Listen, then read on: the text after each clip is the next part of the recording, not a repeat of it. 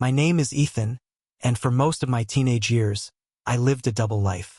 To the world, I was the quiet, obedient stepson in a respectable family. But behind the closed doors of our mansion, I was treated like a prisoner, literally. When my mother passed away, my father remarried quickly. Her name was Clarissa, and to everyone else, she was elegance wrapped in kindness. She wore her beauty like armor, carried herself with grace, and spoke with a honeyed voice that made people believe she was the perfect wife and mother. The neighbors adored her. My father admired her. Even family friends praised him for finding someone to heal the family's wounds. But what they didn't know was what happened once the front doors shut. Clarissa despised me, not in the casual, irritated way some stepparents struggle with, but in a way that was deliberate, calculated, and cruel. First, it was small things. She would forget to call me for dinner, then scold me for eating late. She'd smile at me in front of my father, only to whisper insults when he wasn't looking. She chipped away at my confidence piece by piece, like someone sculpting a block of stone until nothing remained. But as time passed, her cruelty escalated. She didn't just want to belittle me. She wanted control, absolute control. It began with locked doors. At first, she would shut me in my room under the excuse of needing quiet when my father was away for business. Then she bought an actual lock, one that could be bolted from the outside. She told me it was for my safety, that I was too reckless and needed supervision. But the truth was clear. She wanted me caged. I spent hours, sometimes days, locked away while she paraded around the house, living as if I didn't exist. She would slide a plate of food under the door with a mocking laugh, as if I were some kind of animal. My father never knew. Whenever he came home, she unlocked the door, smiled sweetly, and told him I'd been studying hard. He believed her every time. First, I tried to fight back. I screamed. I banged on the door. I begged. But the walls of the mansion were thick, and no one outside ever heard me. Eventually, I stopped wasting my breath. I learned to stay silent, to wait, to endure. But inside, I was planning. I knew one thing. Clarissa's greatest strength was her mask, the perfect image she showed to the world. And if I wanted revenge, I couldn't just break free. I had to break that mask. The turning point came when I turned 16. One evening, as she locked the door behind me, I pressed my ear to the wood. I could hear her on the phone downstairs, her voice low but laced with arrogance. "Oh, Ethan? He's no trouble. He stays where he belongs. Besides, once the estate is finalized, none of this will matter." Her words chilled me. It wasn't just about control. She had plans for the inheritance, the mansion, the legacy my mother had left behind. And I was in her way. That night, lying on my bed in the dark, I realized I couldn't just wait anymore. I needed proof. I needed the world to see her for what she truly was. The next day at school, I borrowed a small camera from a friend, claiming it was for a class project. It was no bigger than my thumb, easy to hide. I smuggled it home in my backpack and waited for my chance. When Clarissa locked me in again, I slid the camera under a stack of books on my desk, facing the door. I positioned another by the vent, angled toward the hallway. Every time she came to lock or unlock the door, every plate of food shoved under, every cruel remark she muttered, I caught it all. The first time I replayed the footage, my hands trembled. There it was, her face twisted in disdain, her voice dripping with malice. "You're lucky I even feed you," she sneered one night, not realizing the camera was recording. It was the beginning of my case against her. But recording her wasn't enough. I needed witnesses. I needed the moment of exposure to be so undeniable that no amount of charm could save her. And for that, I had to wait for the right event. Meanwhile, I kept playing my role.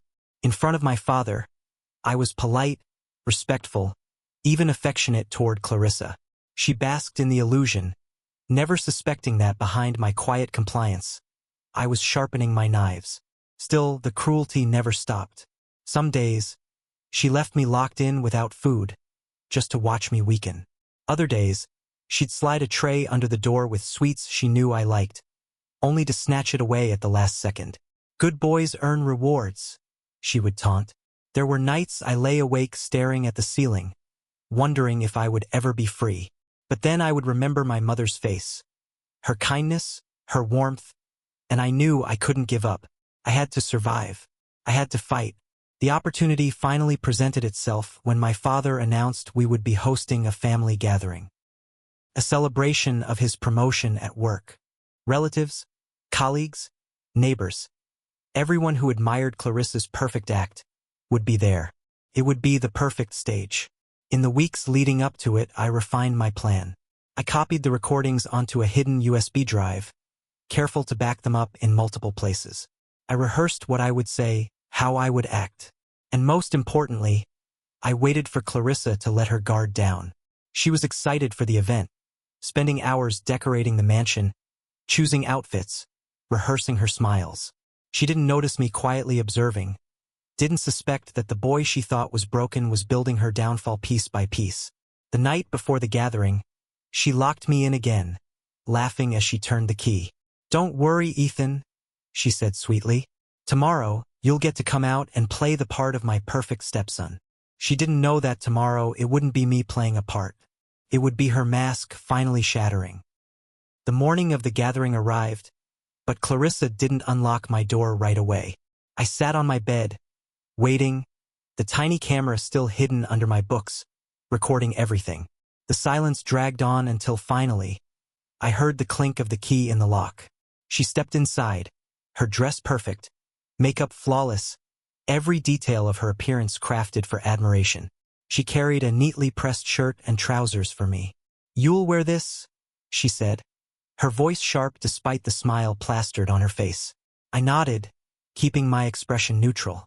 "You'll greet the guests politely, stay close to your father, and not say a word out of line. Do you understand?" "Yes," I replied. She tilted her head, studying me. "You've been quiet lately, almost too quiet." Her eyes narrowed. "I hope you're not getting any ideas." "I'm not," I lied smoothly. Her smile returned, satisfied. She dropped the clothes on the bed and left, locking the door behind her. But I knew she was right. I had ideas. Big ones.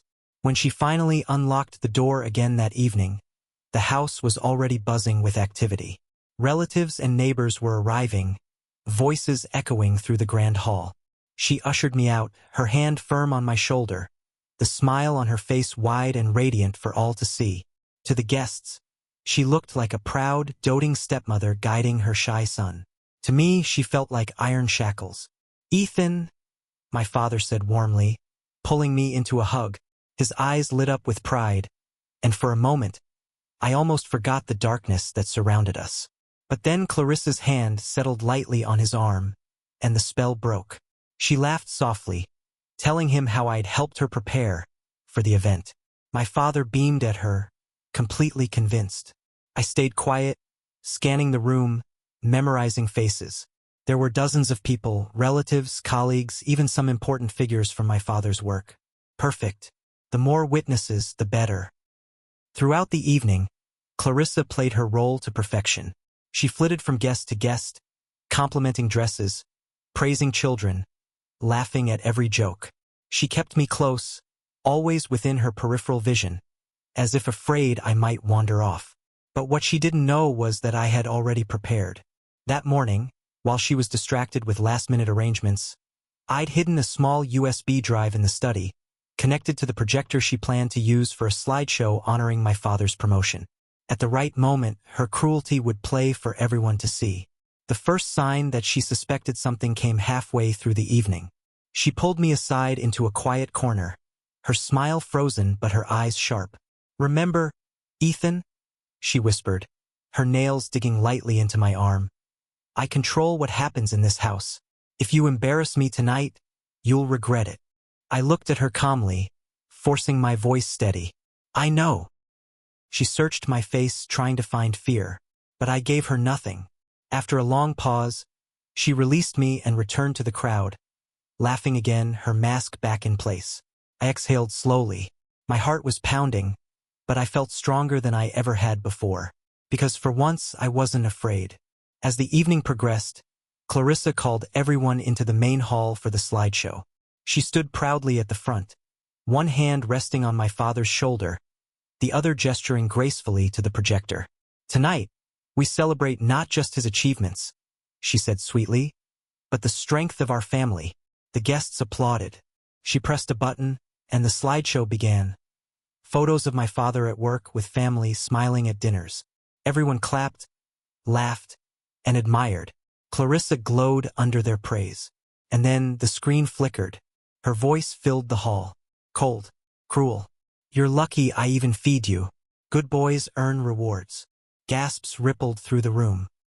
The screen showed her at my bedroom door, sliding food under like I was an animal. Another clip, her locking the door, smirking. Another, her whispering, "He stays where he belongs." The room froze. My father's face drained of color. "Clarissa?" he whispered. She spun toward the projector, her smile gone, her eyes wide. "No, this isn't. This is fake," she stammered. But it was too late. The evidence was undeniable. Her voice, her face, her words. It was all there. Guests murmured, shocked, staring at her with horror. I stood silently at the back of the room, my chest tight but steady. For years, she had locked me away, silenced me, made me invisible. And now, in front of everyone, she was the one exposed. Clarissa tried to recover. "This is taken out of context," she cried, her voice breaking. "He's manipulating this." But no one believed her. My father stepped forward, his hands trembling. "Clarissa, tell me this isn't true." She reached for him, desperate, but he pulled away. The silence that followed was louder than any scream. In that moment, I thought it was over, that my revenge was complete. But Clarissa wasn't finished. The next day, after the guests had left and the house was heavy with shame, she confronted me in the hallway. Her face was pale, her eyes wild, the elegance stripped away. "You think you've won," she hissed. "But you have no idea what I'm capable of. You ruined me, Ethan, and people like me don't forgive. We destroy." Her words sent a chill through me, but I stood firm. "You already destroyed yourself." She glared at me, shaking with fury. For the first time, she didn't lock me away. She didn't need to. The war between us had shifted. I knew then that exposing her was just the beginning. Clarissa wasn't going to disappear quietly. And if I wanted true freedom, I had to be ready for her next move. The house was no longer the same after that night. My father barely spoke to Clarissa, moving through the mansion like a ghost. He had seen the truth with his own eyes, heard her voice dripping with cruelty. He tried to keep his composure, but his silence screamed louder than any accusation. Clarissa, on the other hand, became unpredictable. She had lost her perfect mask, but instead of vanishing quietly, she dug her heels in. She prowled the halls like a wounded predator, her elegance gone, replaced by raw desperation. "You think you've won, Ethan?" she said one evening as we passed each other in the hallway. Her smile was gone, her hair unkempt, her voice trembling with fury. "But the world believes what I tell them. It always has." I didn't reply. I'd learned that silence was stronger than words. But deep down, I knew she wasn't bluffing. She was planning something. And if I wasn't careful, she'd try to drag me down with her. The first strike came the next week.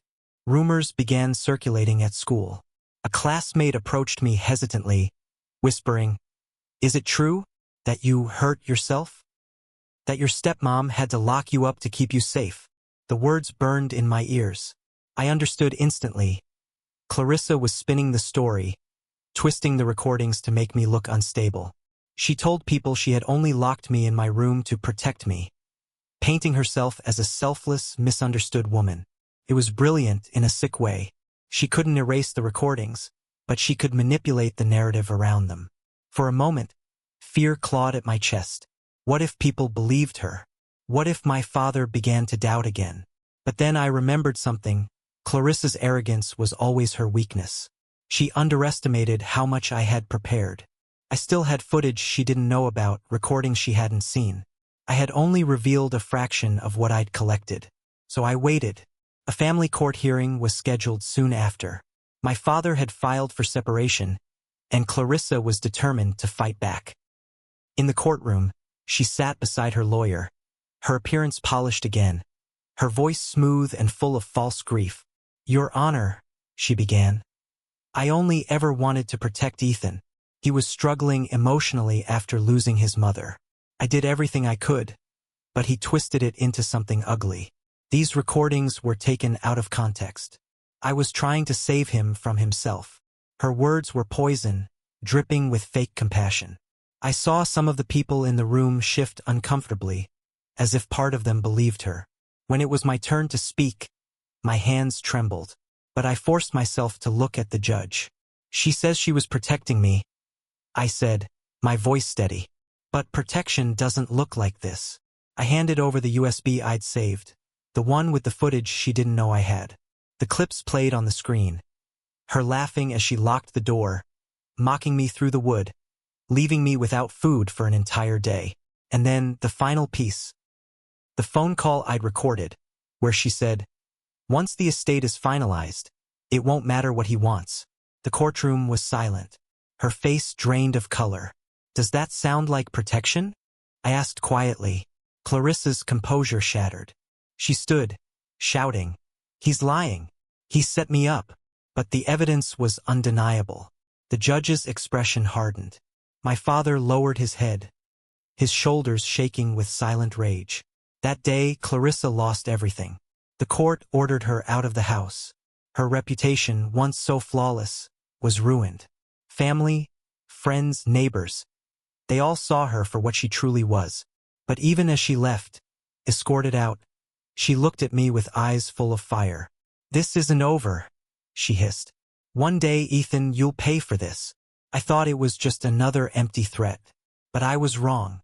Weeks later, after the dust had settled, I returned to my room one evening to find an envelope on my desk. No one admitted to leaving it. Inside was a single photograph.